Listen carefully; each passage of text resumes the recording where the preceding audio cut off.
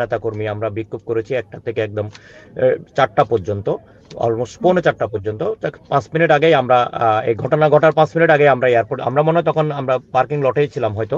আমি on the ওয়েতে তখন আমাকে একজন ফোন করে যে এই ঘটনা ঘটছে, তখন আমি সাথে সাথে আমাদের যারা সিনিয়র নেতৃবৃন্দ ছিল তাদের সাথে যোগাযোগ করলাম, শুনলাম যে হ্যাঁ ঘটনা সত্য। মূল কথা হচ্ছে এখানে যেটা সাব্বির ভাই যেটা বলেছেন আমি ওনার সাথে একমত।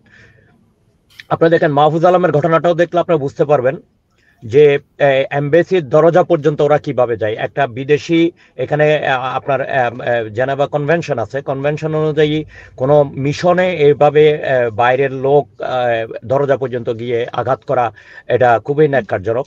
আর আওয়ামী লীগের চরিত্র এটা আজকে নতুন না, কারণ ওদের নেতা শেখ মুজিবুর রহমান তখনই স্পিকার শাহেদ আলীকে চেয়ার দিয়ে মেরে সংসদে পিটাইছিল। তার মারামারি এদের অভ্যাস, এরা এরা এরা দেশ চিনে না, এরা শুধু চিনে লুটপাট করা আর চুরি করা, এদের আর কোনো কিছু নাই। এখন বাংলাদেশে এদের কাছে প্রচুর টাকা পয়সা, সবাই এখানে চলে আসছে, সবগুলো বাংলাদেশের থেকে সমস্ত সন্ত্রাসী এখানে চলে আসছে। কারণ শেখ হাসিনা যখন এখানে আসতেন তখন উনি 200-300 লোককে ভিসা করায় নিয়ে আসতেন, তো এখানে ভিসা দিলে 5 বছরের জন্য দিছে।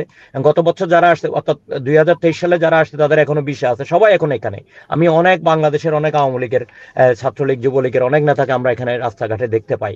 অনেক সাংবাদিক আছেন যারা তখন ওই সরকারের লেসপেন্সার ছিলেন, সবাই এখানে এখন আছেন। এখন যেটা হচ্ছে আজকে যে ঘটনা ঘটেছে, আমি ওই ঘটনায় ফিরে আসি।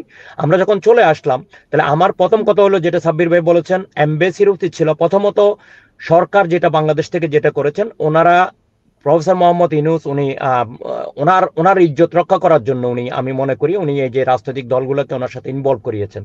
উনি ইনভলভ করিয়েছেন ঠিকই আছে, কিন্তু তাদের নিরাপত্তার ব্যবস্থা সরকার করেনি। প্রথমত উনি যখন এমবেসি থেকে ভিসা নিয়েছেন, এখানে 2 ক্যাটাগরির বিষয়, এটা আপনারা অবশ্যই জানেন। একটা হচ্ছে ওনারা পেয়েছেন রাষ্ট্রীয় প্রটোকলের অর্থাৎ রাষ্ট্রীয় অতিথি হিসেবে ভিসা, আর আমাদের মাননীয় মহাসচিব এবং এনসিপি নেতৃবৃন্দ, জামাতের নেতৃবৃন্দ তারা পেয়েছেন আপনার ভিজিট ভিসা, যেটা আমি ইন্টারনাল এজেন্সির মাধ্যমে এই খবরটা জানলাম। যখন তারা কাস্টমসে এখানে ছিল ভিতরে, যখন তাদের ক্লিয়ারেন্সের সময়, তখন এসএসএফ বলছে না ওনারা সিভিলিয়ান, আমরা সিভিলিয়ান, কখনো সিভিলিয়ান আমরা প্রোটেকশন দিতে পারবো না, ওনারা রাষ্ট্রীয় অতিথি নয়। আমি প্রথমত এখানেই আমি সরকারকে দোষারোপ করব। সরকার ওনাদেরকে যদিও বলছেন উনি প্রফেসর মোহাম্মদ ইউনূসের সাথে তারা আসছেন, কিন্তু তারা সাধারণ জনগণ হিসেবে কেন ভিজিট বিষয় কেন আমেরিকায় আসলেন? তারা সরকারের উচিত ছিল তাদেরকে রাষ্ট্রীয় প্রটোকল শুরু থেকে শেষ পর্যন্ত দিয়ে তাদেরকে আমেরিকা আনা, তাহলে আজকে তারা হয়তো এখানকার সিক্রেট সার্ভিসের প্রোটেকশন তারা পাইতো। আর দ্বিতীয়ত কথা, যেভাবে বের হয়েছেন সেভাবে ওনার সাথেই বের হতে পারতো। হ্যাঁ, ওনার সাথে আমরা আমরা আমরা আমাদের কাছে মেসেজ ছিল এটাই, ওনার সাথে তারা সিক্রেট সার্ভিসে প্রটোকলে তারা ভিতর দিয়ে চলে যায়, ইউজুয়ালি রাষ্ট্রীয় অতিথিরা ওভাবে যায়, কিন্তু ওনাদেরকে রাষ্ট্রীয় অতিথি হিসেবে গণ্য করা হয়নি, যেহেতু ওনারা এখানে এসেছেন ভিজিট বিষয় হিসেবে। এটা আমি একদম ইন্টারনাল খবর থেকে বলছি। আমি এখানে আমাদের বিশেষ ভিজিট বিষয় যারা সাধারণভাবে ধরেন, হ্যাঁ ভিজিট বিষয়, হ্যাঁ ভিজিট বিষয়ে ওনারা এখানে আসছেন, তো ভিজিট বিষয়ে যারা আসছেন তারা সিভিলিয়ানকে এসএসএফ কখনো সিকিউরিটি দিতে বাধ্য নয়। হ্যাঁ, যার কারণে ওনারা এভাবেই অনেকটা কোন রকম প্রটোকল ছাড়াই, এবং এমবেসির কয়েকজন লোক ছিল যেটা আমরা দেখলাম, আমাদের মির্জা ফখরুল ইসলাম আলমগীর সাহেবের সামনে দিয়ে তারা আসতেছিল, কিন্তু পিছন দিক থেকে আওয়ামী লীগের লোকজন কিন্তু ছিল না খুব বেশি ওখানে, তারা হয়তো এখানে হাইডিং ছিল। কোনো এরা বের হওয়ার সময় এদের নিশ্চয়ই এমবেসির ভিতর থেকে কেউ জানে, আমরা জানি না ওনারা বের হবেন, কিন্তু আওয়ামী লীগের লোকজন কিভাবে জানে? ওনারা জান নাই।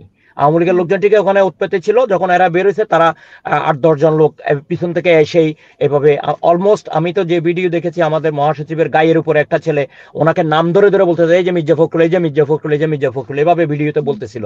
আমি এখানকার টাইম টেলিভিশনের যেটা ভিডিও আমি দেখেছি, তো এটা খুবই ন্যাক্কারজনক এবং আমরা তীব্র নিন্দা জানাচ্ছি এটার জন্য।